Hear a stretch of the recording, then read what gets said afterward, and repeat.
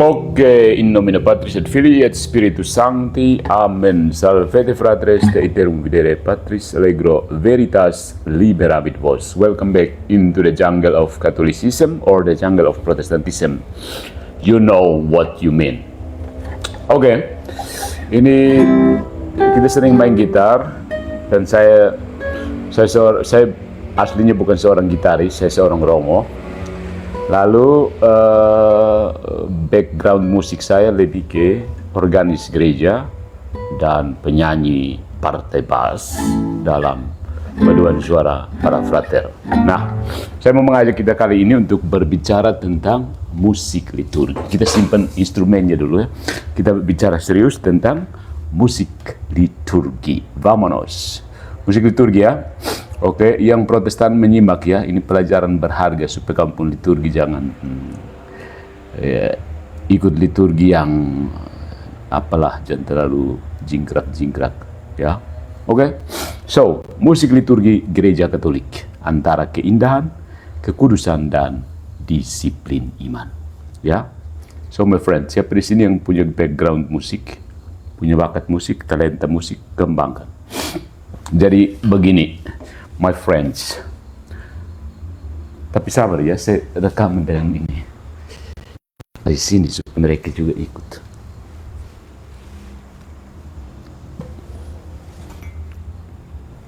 So my friends, apa kabar? Yang baru bergabung, selamat ya. Kita bicara music of liturgy. Oke. Jadi begini saudara-saudara, musik liturgi itu bukan sekedar soal selera. Ya, dia bukan tempelan bagus, dekorasi manis, indah untuk mengisi kekosongan di antara doa, bacaan, homili, persembahan, komuni, dan penutup tentu saja. Bukan karena kebetulan ada apa jadi kita pakai selingan. Vokal group dari ini tidak ada. Ya. Seperti kalau kita buat acara lalu masih tunggu selingan acara makan suruh anak-anak tampil. Bukan. Dalam gereja Katolik, musik liturgi adalah bagian dari tindakan ibadat itu sendiri. Bagian integral, tidak bisa dipisahkan. Ya.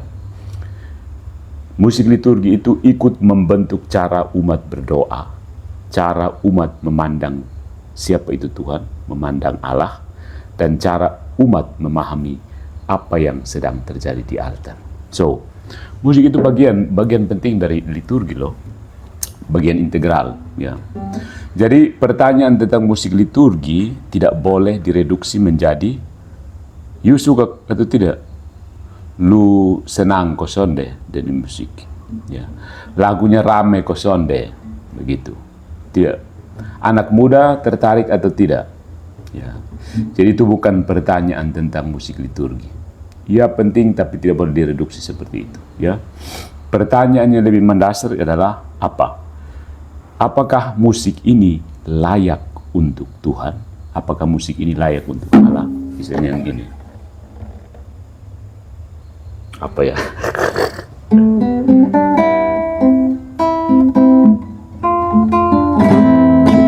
Apakah musik ini layak untuk Allah? Apakah dia membantu umat masuk ke dalam misteri kudus? Atau justru lebih ke si pemusiknya itu, ya? Apakah dia mengangkat jiwa menuju yang transenden, atau justru menarik lagi turun menjadi panggung hiburan religius, KKR rohani doang? Jadi gereja punya prinsip yang cukup terang tentang musik, gaya, kualitas, penampilan, dan instrumen juga dalam liturgi, alatnya. Ya. Masalahnya, banyak umat bahkan pelayan pastoral itu seringkali tidak sadar bahwa gereja tidak pernah menyerahkan musik ekaristi, musik liturgi itu kepada anarki selera lokal doang. Ada tradisi, ada prinsip, ada disiplin, dan ada teologi keindahan. Begitu. Ada teologinya, bukan sekedar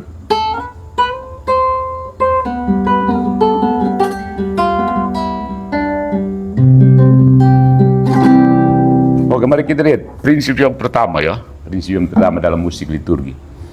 Musik liturgi itu berakar pada keindahan ilahi. Ens et verum, ens est unum, verum, bonum et pulcrum. Nah, bagian pulcrum itu bagian keindahan ini, keindahan ilahi, ya. Dalam iman Katolik, keindahan itu bukan sekedar perkara rasa, bukan soal selera, ya. Ada keindahan subjektif, tetapi ada juga keindahan objektif. Sangat-sangat objektif, yaitu pancaran dari Allah sendiri, the radiance of God, ya. Tuhan bukan hanya benar dan baik, verum et bonum. Tuhan juga indah, pulcrum, ya. Tuhan itu adalah keindahan. Jadi liturgi sebagai tindakan penyembahan gereja kepada Allah itu harus memancarkan keindahan itu. Pulcritudine Deus, keindahan ilahi, ya. Musik liturgi yang benar bukan pertama-tama bertugas membuat umat merasa nyaman, merasa tenang, merasa terhibur, atau merasa meriah, ya. Musik liturgi itu harus membawa umat masuk ke dalam suasana doa, kekaguman, wonder, sense of wonder, kerendahan hati, humility, dan worship, penyembahan atau adorasi lebih tepat, ya. Jadi musik liturgi itu bukan musik latar kayak kita masuk ke kafe-kafe lalu sambil menikmati ekaristi kita mendengarkan musik latar. Tidak. Bukan dekorasi. Musik itu bukan dekorasi. Musik liturgi adalah bentuk teologis dari doa gereja. Ya, dia bukan sembarang. Ya.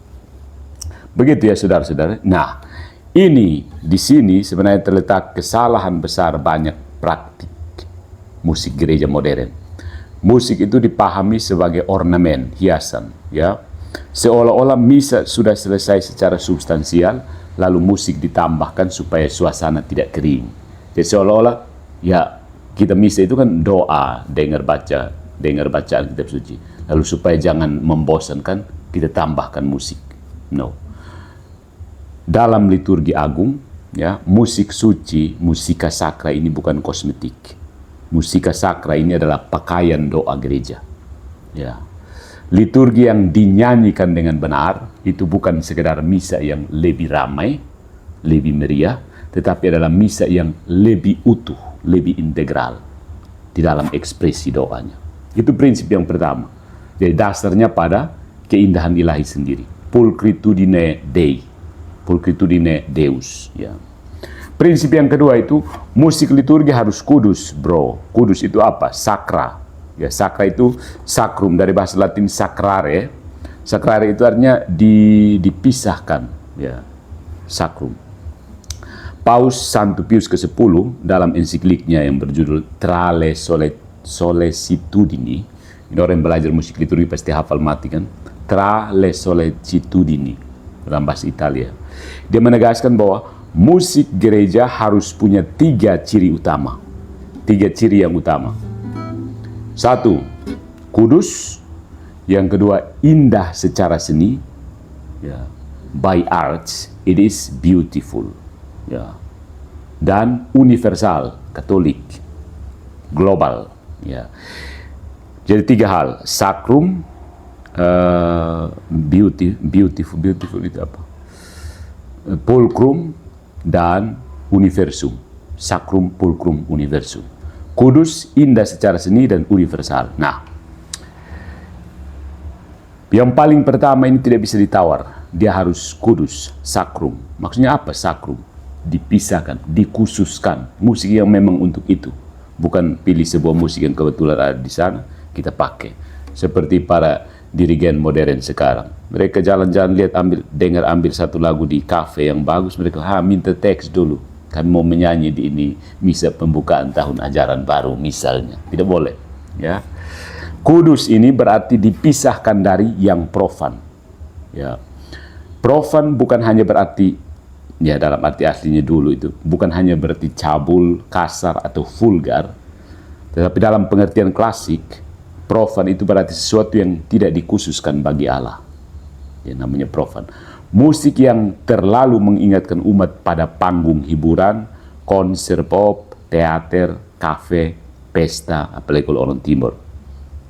Kalau musik di gereja langsung ingat dia pesta dansa tadi malam, bahaya, itu bukan musik liturgi.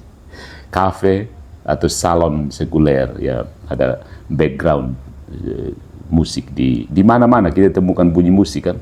Jadi musik dalam gereja harus benar-benar berbeda dari musik-musik yang kita temui di mana-mana. Termasuk ketika scroll TikTok, scroll sosial media, musik juga muncul. Ya, jadi itu musik-musik seperti itu tidak cocok menjadi bahasa utama liturgi. Ya, nah persoalannya bukan gereja benci modernitas, bukan itu. Ya, gereja tidak anti alat musik modern seperti gitar ini.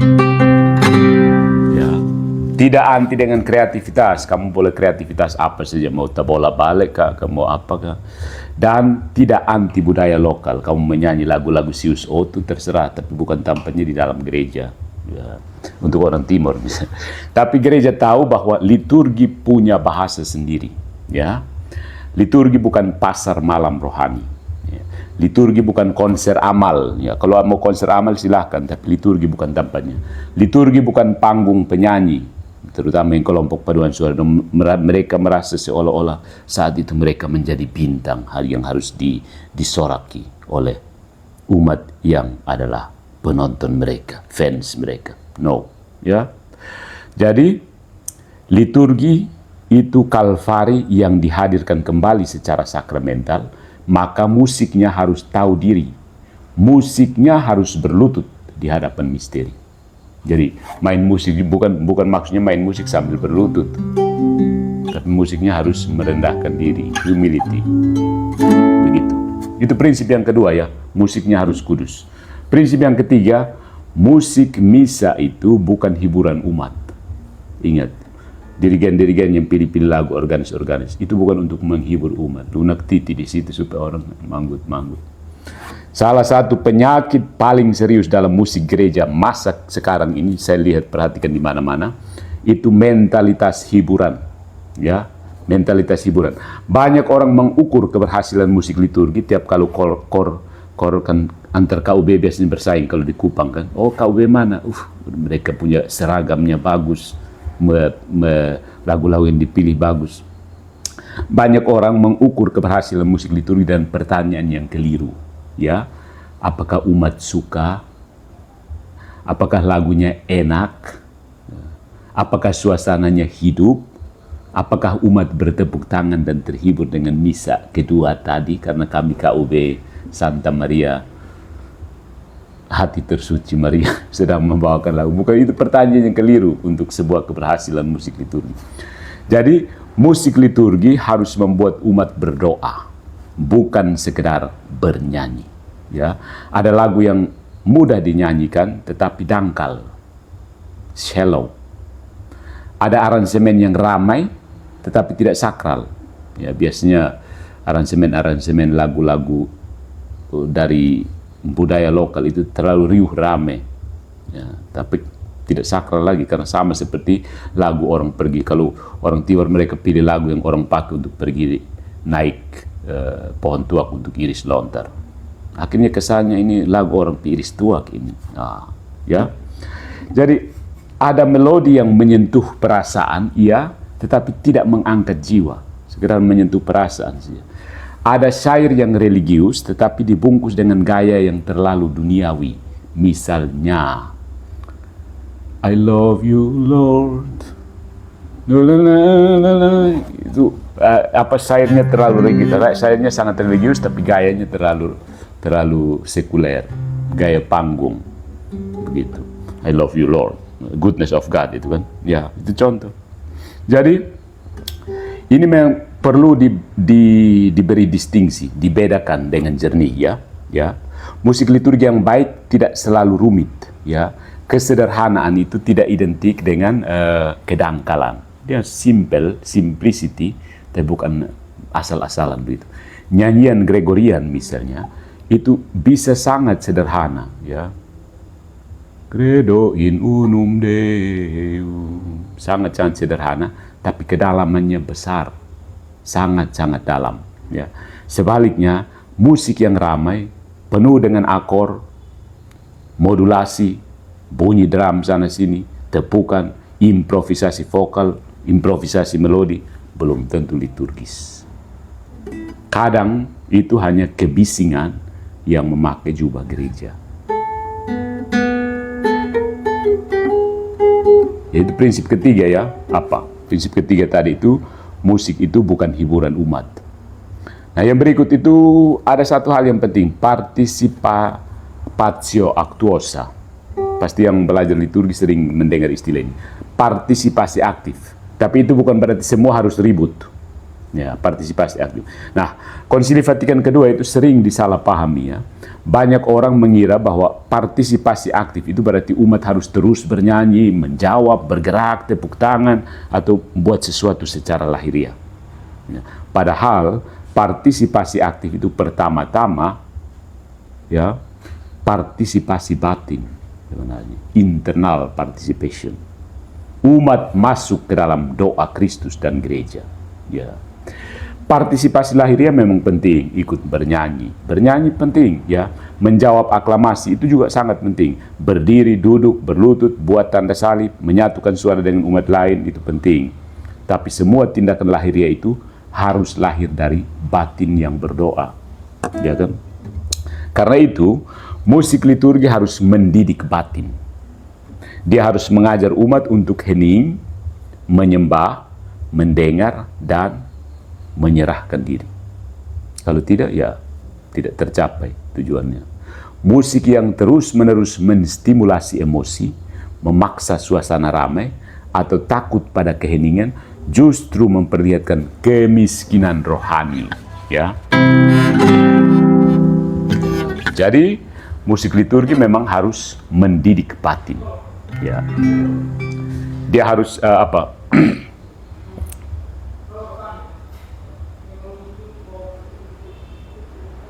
harus mengajar umat supaya bisa hening, menyembah, mendengar, menyerahkan diri. Ya. Jadi keheningan di sini, jadi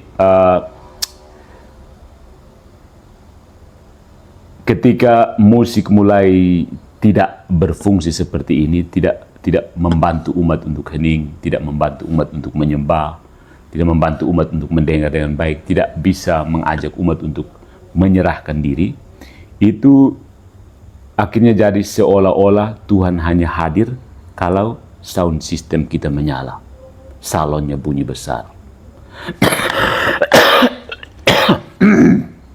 Padahal dalam kitab suci itu kan Tuhan tidak saja hadir dalam deru yang bising, tapi juga dalam keheningan seperti angin sepoi-sepoi. Ya, jadi keheningan itu bukan musuh dari liturgi. Ingat kan, musik itu sendiri harus terdiri dari keheningan. Anda yang sering kalau baca not musik pasti tahu bahwa tanda berhenti, tanda diam itu juga penting. Tanpa itu tidak ada musik. Without silence, there is no music. Begitu. Ya. Keheningan adalah rahim dari doa. Dan musik yang baik tahu kapan harus berbunyi dan kapan harus diam. Ya. Jadi itu prinsip yang keempat, partisipasi aktif. Itu bukan berarti harus ribut semua. Yang berikutnya, yang kelima, soal tradisi musik gereja. Kita tahu ada 3 hal yang penting sebagai musik yang tradisional dalam gereja. Gregorian, polifoni, dan organ. Jadi bukan gitar ya. Nanti kita bahas kenapa bukan gitar dan piano. Gereja Katolik itu punya warisan musik yang luar biasa. Nyanyian Gregorian, polifoni suci. Polifoni suci itu kalau misalnya kamu dengar Palestrina, Giovanni da Palestrina, yang kemudian dikembangkan lebih klasikal lagi dari Mozart, seperti Ave Verum atau George Friedrich Händel, ya, dan beberapa komponis Lutheran, ya. Itu kan warisan dari Gereja Katolik, ya. Polifoni suci, himne-himne klasik seperti Ein feste Burg ist unser Gott dari mantan Romo Katolik Martin Luther, ya, Ein feste Burg ist unser Gott. Tuhanku benteng perkasa. Itu himne klasik yang bagus. Mazmur, motet. Motet ini lebih banyak biasanya dari Palestrina atau Cesar Frank, ya, punya motet. Ada bentuk musik istilah teknis. Dan tradisi paduan suara yang berkembang selama berabad-abad. Terutama misalnya di dunia sekarang masih ada paduan suara laki-laki, paduan voice choir, libera choir. Itu sudah berabad-abad itu, generasi-generasi. Nah, ini bukan museum tapi harta rohani yang berharga, ya. Konsili Vatikan kedua itu menegaskan bahwa nyanyian Gregorian punya tempat utama dalam liturgi. Pasti banyak yang sudah baca dan tahu kan, liturgi Romawi, Roman Missal. Karena liturgi tradisi timur mereka punya lagu mereka. Orang yang di Libanon menyanyi seperti orang sholat itu, azan, ya. Tapi liturgi Romawi, liturgi Latin itu menempatkan lagu Gregorian sebagai yang paling utama. Polifoni juga dihargai tinggi, terutama karena mampu mengungkapkan keindahan iman secara agung, tertib, dan kontemplatif. Nah, organ pipa secara tradisional diberi tempat istimewa karena mampu menopang nyanyian umat dan paduan suara tanpa mengubah liturgi menjadi pertunjukan duniawi. Nah, organ pipa kalau di Indonesia memang mahal. Organ pipa itu mahal karena alat musik yang besar sekali, harus dibikin banyak pipa untuk menghasilkan banyak register, dan tidak bisa portable. Dia biasanya kalau gerejanya dibuat, langsung ada ruang khusus untuk organ pipa dan organnya. Tapi di Indonesia kita bisa beli keyboard yang punya tiruan suara organ, beberapa organ seperti harmonium, pipe organ, church organ, itu bunyi tiruannya bisa ada. Pakai itu yang utama, ya, pipe organ, church organ, dan harmonium misalnya. Sesudah itu baru, itu yang harus utama, ya. Karena kita tidak punya organ pipa di Indonesia, kayaknya jarang, terlalu mahal, ya.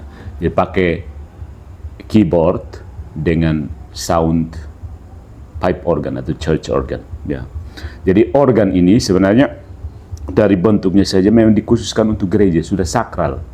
Begitu gereja dibuat, arsitektur itu sudah menyusun juga pipanya ditaruh di mana, kemudian organisnya nanti di mana, itu sudah statis, bagian dari gereja, tidak bisa ini lagi. Kemudian perkembangannya ada organ portable, ada organ listrik, ya. Kemudian kalau di Indonesia ya hanya cuma yang saya masih lihat masih ada Yamaha Elektron, yaitu sedikit meniru organ dengan bunyi pedal kaki, tapi ya masih, ya untuk minimal bisa pakai. Gereja-gereja besar, misalnya di gereja besar sebaiknya menggunakan elektron.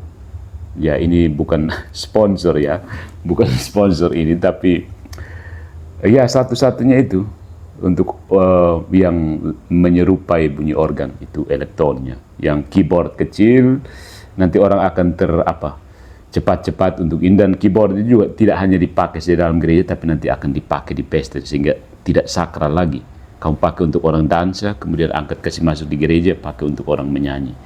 Tidak pas, ya. Jadi yang organis, keyboard yang sekarang ada itu harus khusus memang untuk gereja. Kalau kamu pakai tukar keluar masuk pesta, masuk ke gereja, masuk pesta, masuk ke gereja, itu sudah tidak bagus. Camkan, ya.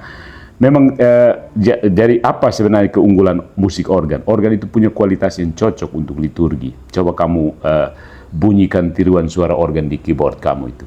dia menopang suara manusia, punya sustain, mampu memenuhi ruang gereja, dan tidak mudah diasosiasikan dengan musik hiburan populer. Begitu orang dengar bunyi itu langsung kerasa kayak di mana ya, di surga begitu. Jadi dia seperti napas panjang gereja, tua, agung, sabar, dan tidak tergesa-gesa. Tapi tentu saja dan teknik memainkan yang benarnya. Jadi memang harus kita akui organ pipa itu mahal. Tidak semua gereja bisa punya organ pipa maupun paduan suara terlatih. Tapi prinsipnya tetap keterbatasan pastoral tidak boleh dijadikan ideologi. Ya, kalau belum punya musik liturgi yang ideal, gereja lokal harus bergerak ke arah sana, semakin ke sana. Bukan merayakan mediokritas, keabal-abalan sebagai inkulturasi. Itu yang bahaya. Tidak mau berjuang untuk menghadirkan yang terbaik, tapi terima apa yang ada begitu-begitu saja. Tidak serius kan? Nah, sekarang kita masuk ke hal yang penting. Masalah piano, gitar, dan instrumen populer ya. Kenapa gitar yang begini bagus seperti ini tidak masuk dalam musik liturgi ya? Ya. Jadi ada kontroversi ya, banyak kontroversi terutama orang modern, terutama orang-orang muda misalnya, tentang bagaimana dengan piano. Piano yang dimaksud ini piano asli yang tidak pakai listrik, yang pakai ketukan itu. Ya. Piano yang dalam konser-konser itu di dalam misa, karena piano bagaimanapun juga semacam alat musik wajib dikuasai oleh semua orang yang belajar musik. Ya, keyboardnya itu menghadir 88 tuts, itu menghadirkan semua musik barat, tonalitas musik barat itu dikenal melalui piano, hitam putih tutsnya itu. Nah, kenapa dia tidak bisa masuk dalam misa ya? Argumennya bukan pada piano, bahwa piano itu alat musik yang buruk, bukan. Piano itu adalah salah satu pencapaian besar di musik di barat, western music ya. Banyak karya agung memang lahir dari piano, misalnya apa? Für Ellis kan. Oke. Masalahnya tidak semua alat musik agung otomatis cocok untuk liturgi, itu penting. Gitar misalnya. Piano secara teknis itu adalah instrumen perkusi yang berdawai. Ya, jadi mirip gitar. Piano itu kan kita tekan tuts, lalu ada mekanisme yang mengetuk senar juga kan, begini. Sama kayak kalau ini pakai jari langsung ketuk senar. Kalau piano kita tekan keyboard itu menggerakkan mekanisme untuk mengetuk senar juga. Nah, jadi instrumen perkusi yang berdawai. Ya, gitar juga sebenarnya instrumen perkusi yang berdawai. Jadi suara kalau kita analisis dari segi akustik, suara yang perkusi berdawai ini punya serangan awal yang kuat, diserang, attack, ya, lalu cepat meredup seperti ini, langsung hilang. Ya, beda dengan organ kan. Nah, organ tidak ada di sini, jadi ya, itu dari teknik akustiknya memiliki attack awal yang kuat, lalu cepat meredup, langsung mati. Ya, tidak menopang suara manusia sebaik organ. Ya, dalam ruang gereja yang punya gaung gema itu, detail piano sering hilang. Ya. Sementara karakter perkusifnya tetap terasa, jadi bunyi pukulnya tetap ada, tak tak. Ya, jadi akibatnya piano atau gitar dalam konteks kita di NTT itu, piano mudah mendorong daya iringan yang ritmis, repetitif, ulang-ulang, dan dekat dengan musik populer. Ya, nah ini juga ya teknik akustik yang sama juga berlaku pada gitar ya. Gitar klasik ini ya dalam konteks tertentu bisa lembut dan meditatif ya. Ya, misalnya romance, ya romance.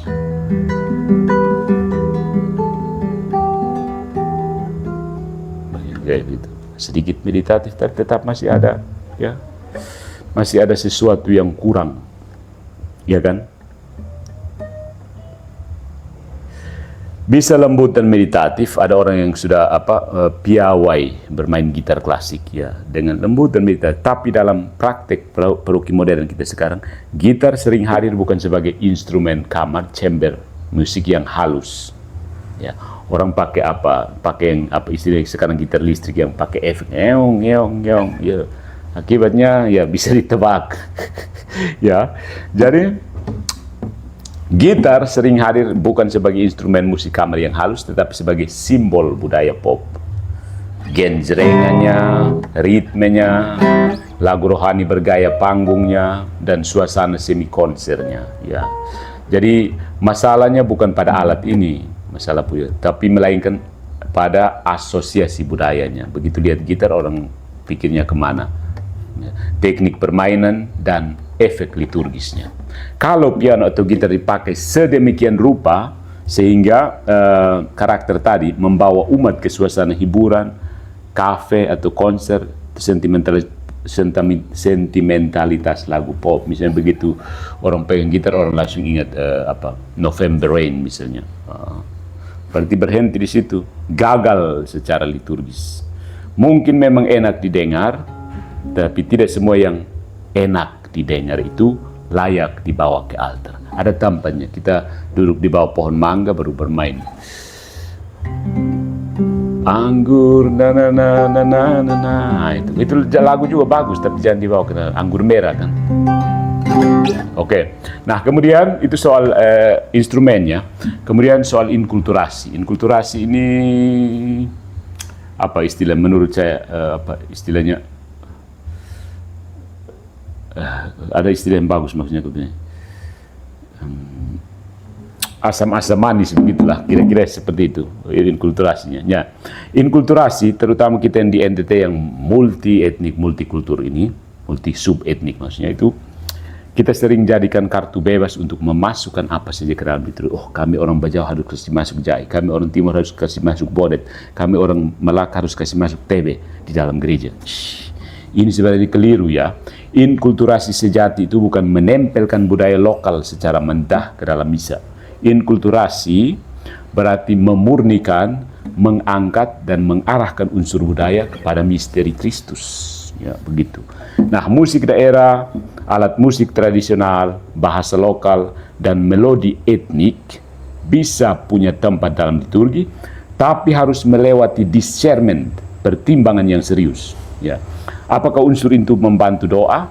Apakah dia sesuai dengan bagian misa? Apakah dia menjaga kesakralan? Apakah dia mengabdi kepada teks liturgi? Atau apakah dia mengarahkan umat kepada Allah? Atau hanya sekedar membangkitkan nostalgia budaya? Ya, misalnya seperti kumpulan orang Timur di Kalimantan kan? Kumpul lalu menyanyi lagu Sius Otu di situ. Bahaya. Budaya harus dibaptis, bukan dibiarkan memimpin altar. Gereja menghormati budaya, tetapi gereja tidak menyembah budaya. Ya, saudara. Kemudian soal syair liturgi ya, syair yang liturgis. Musik liturgi itu bukan hanya soal melodi. Teks lagu juga sama pentingnya. Ya. Syair yang kabur secara teologis, terlalu berpusat pada manusia, miskin bahasa iman atau salah doktrin, tidak pantas digunakan dalam misa. Dulu waktu saya masih frater itu, saya punya dosen liturgi itu selalu mengatakan bahwa ada satu lagu yang harus disensor dari buku Madabakti, itu lagu Semua Bunga Ikut Bernyanyi. Itu secara doktrin salah. Semua bunga ikut bernyanyi. Bagian yang salahnya ada di mana? Semua lorong di dunia menuntunmu ke surga. Tidak semua lorong di dunia menuntun ke surga. Hati-hati. Itu salahnya di situ, relativisme. Ya. Nah, lagu misa harus menyuarakan iman gereja, bukan perasaan pribadi yang dibaptis secara dangkal. Syair liturgi harus berbicara tentang Allah, Kristus, gereja, korban, rahmat, pertobatan, pengharapan, kemuliaan, ekaristi, dan keselamatan dengan bahasa yang benar.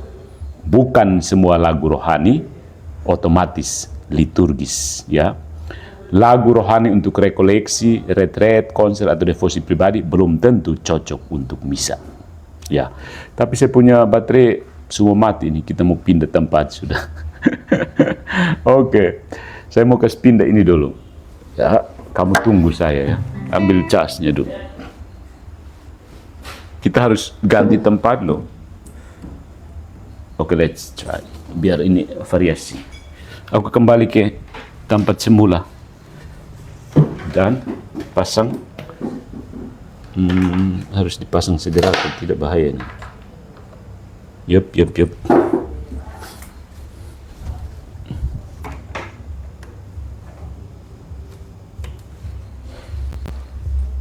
Okay, let's go back.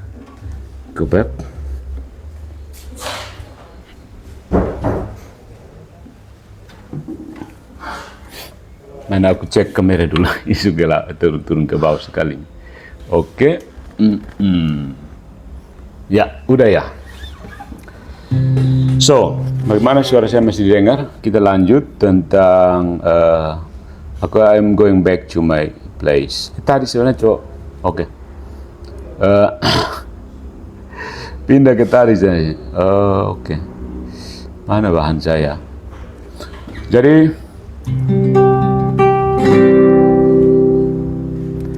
lagu misa itu harus menyuarakan iman gereja, bukan perasaan pribadi yang dibaptis secara dangkal. Ya, sair liturgi harus berbicara tentang Allah, Kristus, gereja, korban, rahmat, pertobatan, pengharapan, kemuliaan Ekaristi, dan keselamatan dengan bahasa yang benar. Bahasanya harus benar, tepat. Ya. Nah, misa ini punya struktur, teks dan teologinya sendiri. Musik di sini harus melayani struktur itu, bukan menggantikannya. Dia masuk ke dalam melayani struktur misa itu. Ya. Nah, yang paling penting di sini adalah bahwa musik buruk itu tidak netral. Ada yang bisa kita sebut sebagai musik yang buruk. Ada musik yang buruk. Musik itu tidak netral ya. Musik tidak netral, harus ditangkap. Ingat saudara-saudara, terutama yang orang muda, tidak ada musik yang netral. Ada anggapan bahwa yang penting hati. Ya, ini kalimat yang kelihatan saleh, tapi sering menjadi tempat persembunyian kemalasan.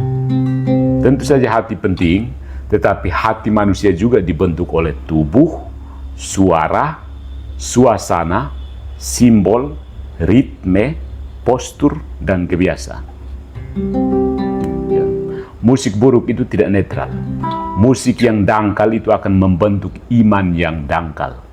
Jadi perhatikan, musik apa yang kamu biasa dengar itu mempengaruhi kepribadian kamu, mau tidak mau. Dan pengaruhnya bukan soal selera, pengaruhnya objektif, karena gelombang audio yang dipancarkan itu berbeda-beda. Ya, salah satu mungkin kamu pernah dengar tentang efek Mozart, the Mozart effect kan. Ya. Jadi musik yang sentimental akan membentuk spiritualitas sentimental. Musik yang gaduh akan membuat umat asing terhadap keheningan.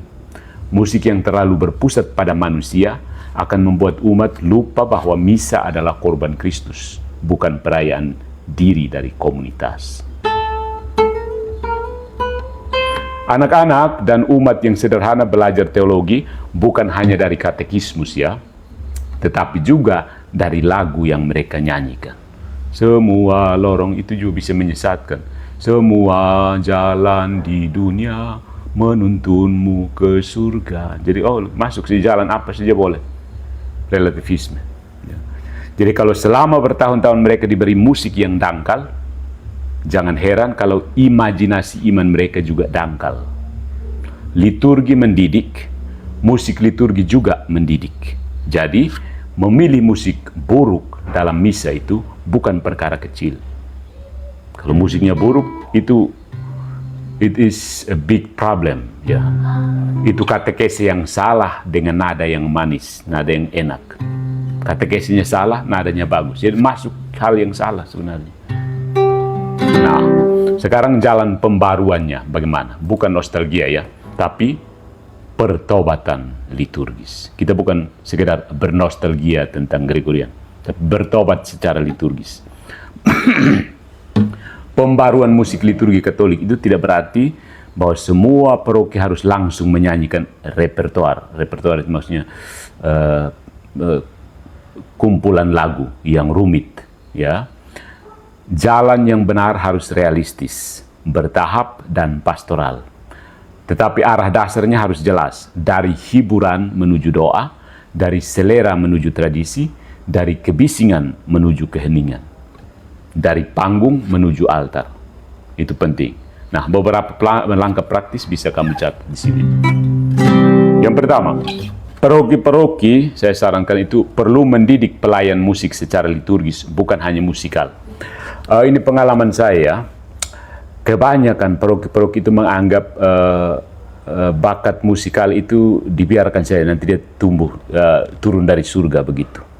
Ya, orang pemusik gereja itu jarang mendapatkan semacam apresiasi seperlunya, terutama mereka yang organis. Ya, karena kita tahu seniman yang sejati itu dia begitu tampil itu hanya akumulasi dari perjuangan penderitaannya di belakang, tangan sakit, nah harus cari biaya ini itu, fotokopi ini untuk latihan terus menerus. Ya, dulu saya pernah mengalami sebagai organis, orang anggap kita ini diberi saja begitu saja oleh Tuhan, seolah-olah kita tidak buat apa-apa, tiba-tiba kita tahu main musik, lalu mereka suruh kita kemana-mana tanpa diberi apresiasi. Jadi hati-hati ya para petugas DPP misalnya, perhatikan seksi liturgi, terutama organisnya. Ya, organis dia harus dapat sesuatu. Karena pengetahuan dan teknik itu mahal. Ya, ingat ya, yang bertugas sebagai petugas di paroki itu ingat, dirigen, organis, terutama organis itu persiapannya. Organis cari sekarang sulit. Ya, apalagi organis gereja, organis liturgis. Orang anak muda sekarang kalau memain, dia memain organ tunggal, bukan organ gereja. Jadi kalau kamu dapat pemain organ gereja yang bagus, itu langka. Bayar dia, gitu. Bayar organis dong. Kamu jangan pikir itu mereka hanya tidur-tidur saja, tiba-tiba mereka bisa main organ begitu bagus. Ya, ini ancaman saya, ultimatum saya untuk para petugas gereja ya, di pastor paroki dan DPP. Bayar itu organis. Ya, dia tidak minum saja itu kemampuan. Boleh dirigen dan paduan suaranya menurut saya tidak terlalu butuh waktu untuk ini, tapi organis butuh waktu. Tidak semua orang bisa jadi organis, dan terutama kalau sekarang tidak semua anak muda bisa jadi organis gereja. Dia boleh hebat mainkan itu keyboard, tampil sana sini, tapi begitu dengan lagu gereja dia bingung, lagu Gregorian dia bingung, ini mau pakai style apa begitu. Tidak ada. Jadi hargai organis gereja. Saya dulu organis gereja, jadi saya tahu bagaimana suka dukanya. Ya, oke. Tangkap itu ya DPP dong. Yang kedua, jadi seorang organis, dirigen, pemazmur atau anggota kor harus paham misa. Dan kalau organisnya sudah bisa mainkan, misalnya bisa tebak nada, kalau imam mengatakan Tuhan bersamamu, itu kemampuan untuk tebak, untuk kemudian umat jawab juga, itu butuh latihan, dan itu sama sekali menurut saya kurang dihargai oleh umat. Ya. Itu curhat saya sebagai organis gereja, mantan organis gereja sih. Begitu. Jadi biasanya mereka itu sudah tahu, mereka belajar mengedukasi diri sendiri, dan itu pengetahuan itu tidak murah. Pengetahuan itu mahal. Ketika mereka tahu bagaimana cara untuk menyambung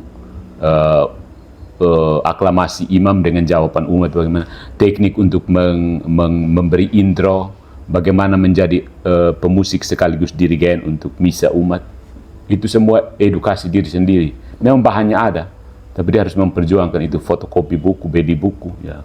Nah, tanpa teologi liturgi, sebagaimana yang kita ketahui, kemampuan musik mudah berubah menjadi pameran bakat. Jadi sebenarnya yang nilai plusnya dari organis gereja kita adalah, pertama dia punya bakat musik, itu saja belum dihargai. Yang kedua itu pengetahuan teologi liturginya itu. Jadi dia punya kemampuan itu sebenarnya di atas rata-rata pemusik pada umumnya. Ini yang harus diperhatikan, catat itu. Yang kedua, pilih lagu itu berdasarkan fungsi liturgis, bukan popularitas. Oh, ini lagu yang mengumat. Jadi lagu yang mengumat, jadi waktu kita masa Advent kamu langsung Malam Kudus. Lagu pembuka, persembahan, komuni, ordinarium, mazmur tanggapan, dan penutup itu punya karakter yang beda-beda. Tidak semua lagu cocok untuk semua bagian. Ya. Yang ketiga, mulai perkenalkan nyanyian Gregorian sederhana. Ya, saya di sini ada buku Liber Usualis. Kalau ada orang tua yang masih simpan itu buku, perkenalkan kepada anak-anak. Buku itu namanya Liber Usualis. Semua ada di sini.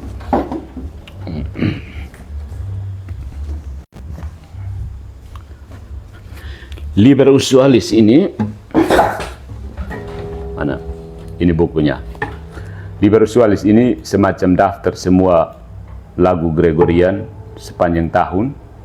Dan sekarang kalau dalam bentuk modern, orang ambil ini cetak khusus, misalnya misa ini. Nih, Liber Usualisnya. Ya. Ini dalam not-not yang masih asli. Jadi orang tua yang masih simpan ini buku seperti ini, perkenalkan kepada anak-anak. Minimal mereka lihat model lagu Gregorian itu seperti apa dan notnya seperti apa. Ini bentuk not Gregorian ya. Ini. Ya. Bentuk notnya. Oke, begitu. Sampai. Oke ya. Nah, sekarang kita lanjut. Itu yang perkenalkan nyanyian Gregorian sederhana, ordinarium Latin dasar, misalnya Kyrie, Mazmur yang baik, tontonnya, himne klasik Katolik seperti Sakramen Agung ini, himne klasik ya, atau Salve Regina, Mater Misericordiae, Vita Dulcedo, et spes nostra salve. Tidak perlu ekstrim ya. mulai langsung Christus factus est pro nos. Itu tidak perlu ya. Mulai dari yang sederhana ya, Kyrie Sanctus Agnus Dei, atau antifon komuni yang gampang, Ubi caritas et amor Deus ibi est, begitu. Jadi hal-hal yang sederhana yang bagus sebenarnya. Orang umat kita sebenarnya kenal, hanya tidak diperkenalkan kembali. Begitu. Ya. Nah, yang berikutnya lagi, yang kelima, perlu latih umat untuk mencintai keheningan. Ini bahaya karena dunia kita sekarang dunia yang bising. Perlu dilatih untuk mencintai keheningan. Ya. Jangan semua ruang kosong harus diisi lagu. Kadang diam itu lebih liturgis daripada nyanyian yang salah tempat. Kurangi gaya iringan yang terlalu pop, khusus untuk organis gereja dan para aransemen SATW. Ya. Terlalu perkusif dan terlalu emosional. Musik liturgi harus bernapas panjang. Dia tidak perlu mengejar efek panggung. Yang saya agak kecewa itu, ada satu kelompok paduan suara orang muda, itu mereka menyanyikan Haleluya Handel, bukan dalam bentuknya yang asli, tapi dalam bentuk soul, R&B itu. Jadi kita dalam misa ini macam kita ada nonton konser The Gospel di mana kah? Haleluya Handel dalam bentuk varian kayak R&B, kurang bagus sih. Sangat bagus untuk panggung dan unjuk kehebatan core, unjuk kemampuan core, tapi bukan itu. Jadi mereka menyanyikan Haleluya dibuat dengan gaya soul itu, soul gospel itu, gospel soul. Kurang bagus, tidak bagus. Begitu. Nah, next. Jadi itu langkah-langkah praktis ya. Perlu membangun standar mutu, ya. Kasihan umat kalau setiap minggu disuguhi musik seadanya atas nama pelayanan. Tuhan layak menerima yang terbaik, bukan sisa energi dari malam minggu tadi malam. Gitu ya. Ingat untuk petugas kor organis dan dirigen. Tuhan layak menerima yang terbaik dari Anda, bukan dari sisa energi malam minggu semalam, Sabtu malam tadi. Minggu pagi bangun, lap-lap mata sedikit pergi menyanyi. Harus siapkan yang terbaik. Ya. Jadi saudara-saudariku, sebagai penutup, musik itu untuk Tuhan, bukan untuk ego kita, terutama musik liturgi. Ya. Pada akhirnya itu pertanyaan tentang musik liturgi itu adalah pertanyaan tentang iman. Siapa yang kita sembah? Apa yang terjadi dalam misa? Apakah altar itu panggung atau tempat kurban Kristus dihadirkan kembali? Nah, apakah umat datang sebagai penonton atau sebagai gereja yang berdoa? Musik liturgi Katolik harus membawa umat keluar dari dirinya sendiri dan masuk ke dalam misteri Allah. Dia harus membuat jiwa kita menunduk, bukan ego naik ke panggung. Dia harus mengabdi kepada Sang Sabda, altar, ekaristi, dan doa-doa gereja. Dia harus indah, bukan sekedar enak didengar. Dia harus kudus, bukan sekedar populer. Dia harus benar, bukan sekedar menyentuh. Ya, jadi gereja ini tidak miskin warisan sebenarnya. Tradisi kita sangat kaya dengan musik-musik besar. Yang sering miskin adalah ingatan kita. Kita punya Gregorian, kita punya polifoni banyak, kita punya organ, kita punya mazmur, kita punya himne, kita punya tradisi agung yang lahir dari rahim iman berabad-abad. Jadi tugas kita bukan untuk menciptakan liturgi seolah-olah gereja baru lahir kemarin sore. Makanya saya bilang yang petugas musik liturgi itu jangan jalan-jalan duduk di kafe lalu dengar ambil musik yang tidak jelas. Kamu coba kirim itu lagu kok kami nyanyi di kampung kor. Tidak ada. Ya. Tugas kita adalah menerima warisan kekayaan musik gereja itu, memurnikannya dalam konteks lokal tentu saja, dan mempersembahkannya kembali kepada Allah dengan rendah hati. Karena dalam misa, musik itu bukan milik penyanyi, bukan milik kor, bukan milik organisnya, bukan milik pastornya, bukan milik selera umat. Musik liturgi adalah persembahan gereja kepada Allah. Dan untuk Allah, yang pantas bukan yang asal rame, asal meriah, asal populer. Yang pantas adalah yang kudus, sakrum, yang benar, verum, dan yang indah, pulcrum, dalam kerendahan hati, in humilitatis. So, di sini yang pemusik gereja lanjutkan karya bermusik dalam gereja yang